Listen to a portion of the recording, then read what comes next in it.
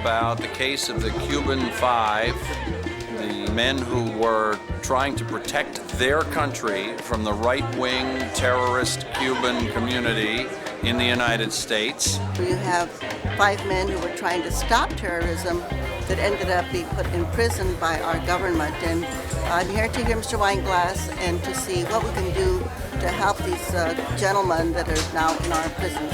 Leonard Weinglass, whom I've known for years, when he says this is worth doing, I jump to it.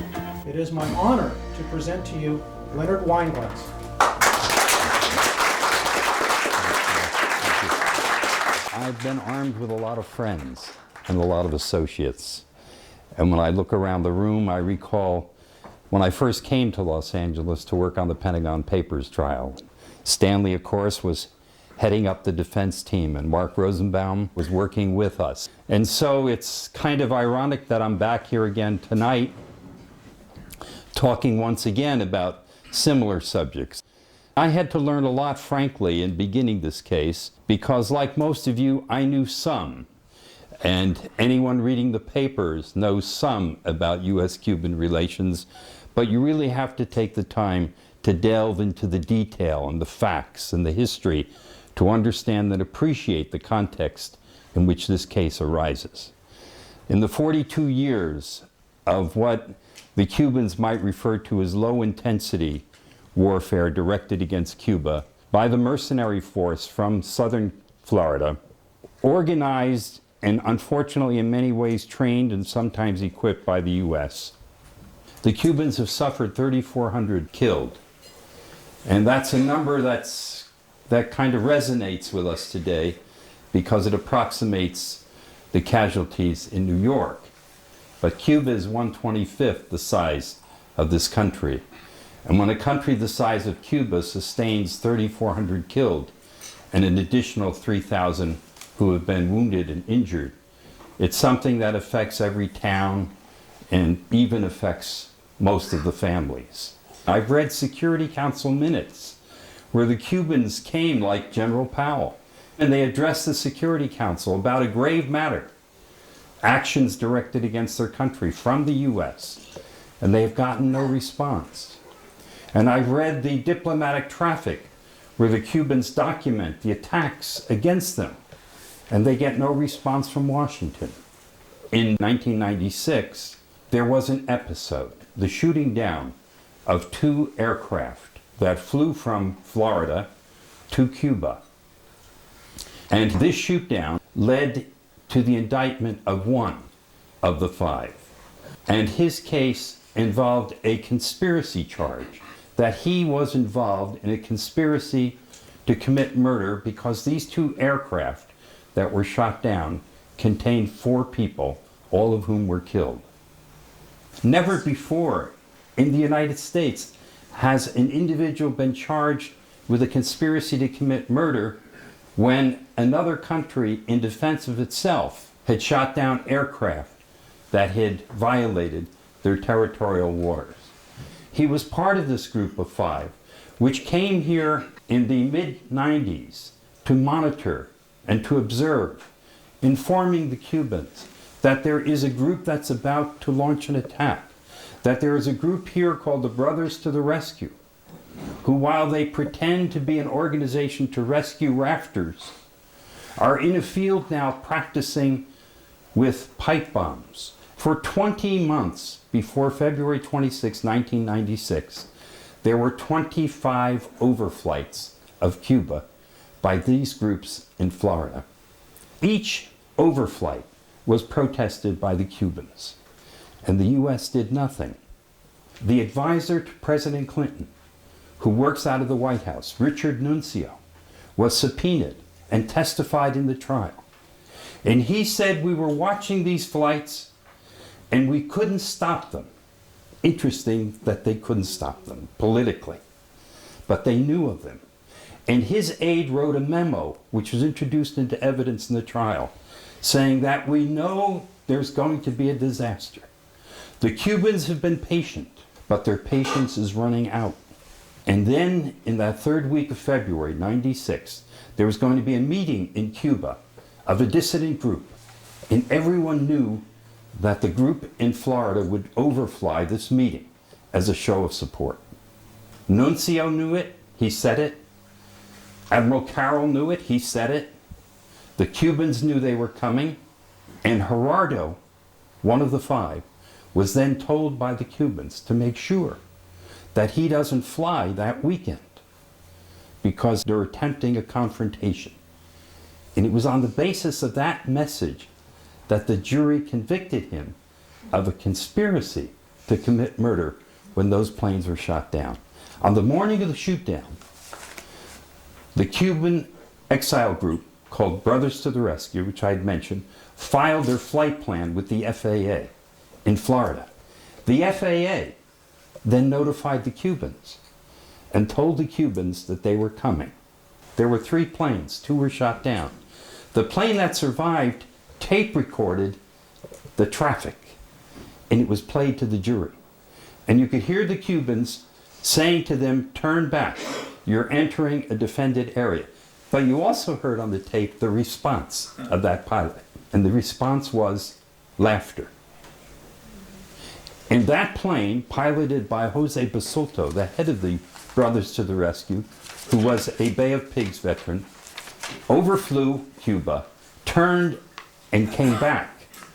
The 2 planes following then entered Cuban airspace. I must say that is a disputed point, whether they actually entered or were about to enter.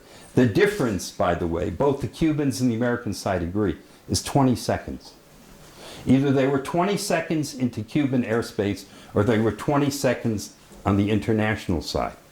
And as they approached, the 2 Cuban MiGs, which had been scrambled when the first plane was over Cuba, then approached them and attacked them, and both planes were shot down, and 4 people perished. Now the judge said she's going to instruct the jury, and she's going to tell the jury in order to find them guilty, you have to find that the conspiracy, which is an agreement, the conspiracy was that the planes were to be shot down over international waters, not in Cuban airspace. And the United States attorney said, Judge, we have no proof that that was the agreement. We can't win this case if you give that instruction. The judge said, well, under the law, I have to give that instruction. The judge gave the instruction, and the jury immediately convicted Gerardo Hernández, who is now serving life in prison. He's here in Lompoc. There is only one venue in the United States where it was absolutely clear that these 5 Cubans could not get a fair trial, and that was in Miami. America's Watch has only studied one American city. Usually they study other countries. And they issued a long report saying that Miami is unlike any other city. It is the only city in the United States where you cannot exhibit a piece of art from Cuba. It was tried. The gallery was burned down. A reporter has had his legs blown off for writing a column asking that there be a reconciliation between the 2 countries. The Pan Am Games are scheduled for 2007 in Miami. But then they were told by the Pan Am Athletic Board that they would have to let Cuban athletes participate. They rejected the Pan Am Games and forfeited their $250,000. There is nothing related to Cuba that is permitted in that city. No dissent is tolerated. And it is in that context that this trial took place. So the defendants then asked the court to move the case out of Miami, a change of venue. And the court refused. 25 miles outside of Miami, you have an entirely different climate. The judge would not move the case 40 minutes away up the interstate to Fort Lauderdale. And so the case was tried in Miami. I should talk about the other major count in the case. The government charged the other 4 and Gerardo Hernández with a conspiracy to commit espionage because as Cuban agents, they came here to monitor, observe, and infiltrate the terrorist network that exists in Miami. And this becomes the basis of an espionage charge against these 5 men. The government says came here unarmed, no explosives, no violent activities, no threats to anyone. They were observers and monitors. My client was conducting monitoring, but they point to him as the principal person because he was on the naval base at Boca Chica in Key West, Florida. And he was observing the buildup of aircraft to warn Cuba if there was a conjoined action of the mercenary forces of Cubans and aircraft from the United States to provide cover, which is what they did, if you recall, at the Bay of Pigs. They cite to the fact that he, as an agent working on a U.S. military base as an observer, constituted espionage, but it does not. Espionage requires the obtaining of secret information. There's nothing secret about planes taking off and leaving. Anyone can see them.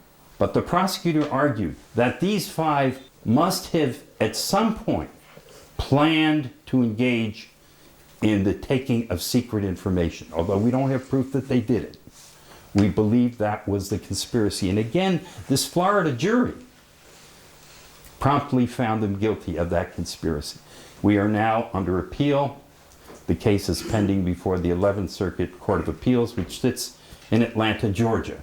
I just want to close with just one story which I think highlights what we're dealing with. In 1976, a Cuban airliner, a commercial airliner, was bombed in midair. 78 people were killed. A man was charged with being part of the group that bombed the airliner, and his name was Orlando Bosch. Mr. Bosch was prosecuted in Venezuela and convicted, but he was released on a technicality, and he then sought to return to the United States, which was his prior residence. And an assistant attorney general of the United States wrote a report on Mr. Bosch's application, pointing out that it's the view of the Department of Justice that he was involved in the bombing of the airliner, killing 78 civilians, and that he had a history of 30 years of terrorist activity, bombings, assaults, threats, and that he was an undesirable person and that he should be precluded from residence in the United States. And you would think that that would end the story of Orlando Bosch. But he had a friend. He had a friend who was a young man who wanted to become the governor of Florida. And his name was Jeb Bush. And that friend wrote the president, who was his father.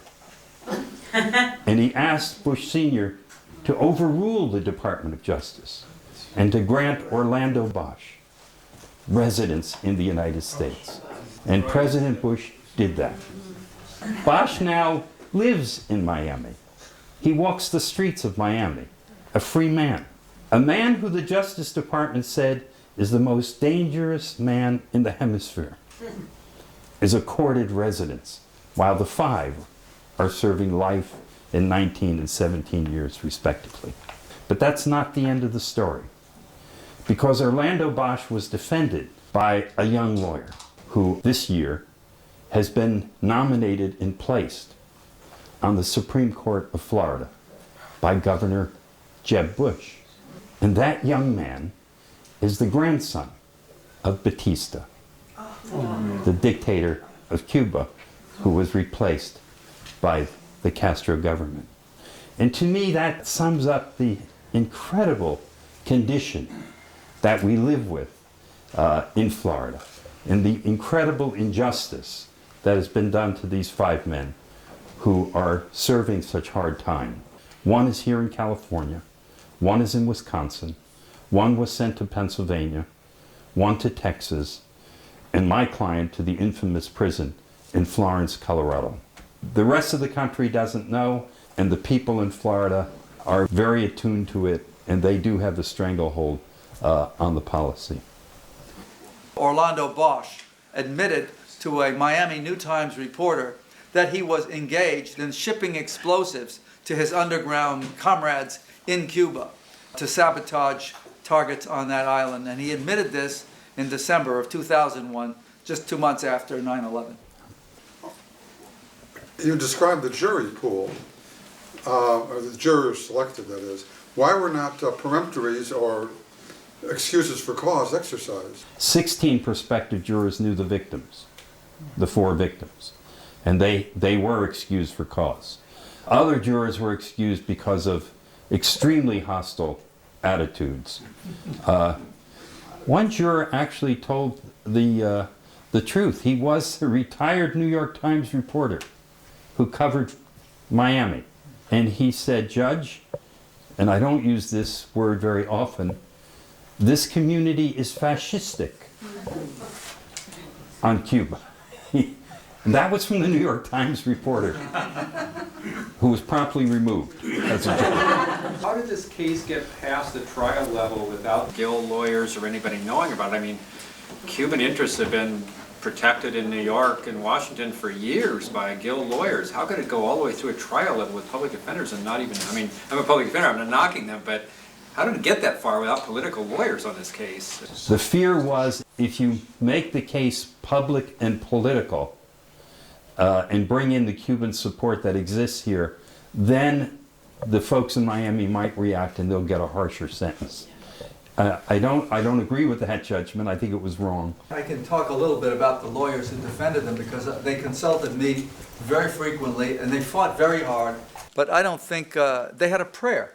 In addition to the already heavily anti-Castro feeling there, you also have that mafia intimidation on top of that. I'm running an international medical relief organization that's worked in Cuba about 6 years. This year, our licenses were reissued 6 months late, but without fetal monitors, x-ray equipment, lab equipment of any kind. And when we complained, and the we is about 15 relief agencies who had similar experiences, we were told by the Commerce and Treasury departments, it's not us. You have to understand things have changed, and everything that comes here now goes to the Defense Department and the State Department and is reviewed by this cabal of Cuban Americans and their supporters. The climate in this country is not a very good one for a case like this or for a situation that the Five face. The conditions that brought this case about are very similar to the conditions that put the Iraqi people now in peril.